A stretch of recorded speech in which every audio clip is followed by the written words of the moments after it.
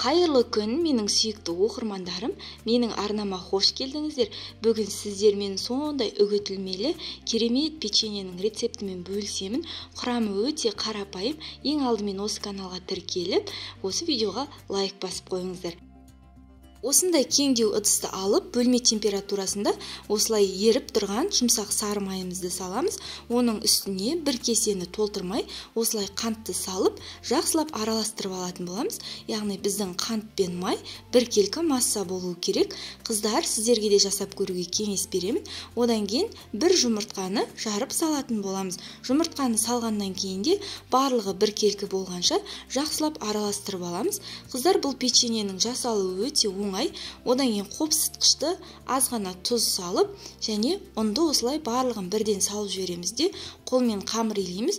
Иленген қамырымыз қолға жабыспайтындай сондай жұмсақ, үгітілмелі болып шығады.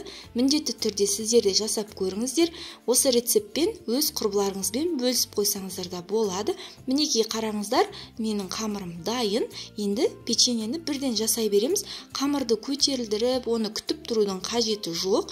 Қамыр дайын күйінде, осылай дайын болғаннан кейін бірден печеньені жасай беруге болады. Өзіңіз қалаған кез келген пішінде жасауға болады. Бүгін мен бірақ ең қарапайым түрін көрсетемін. Осылай грек жаңғағының көлеміндей қылып аламыз да, дөңгелектеп алақанымызға салып, осылай кеседе тұрған қантқа аунатып алатын боламыз.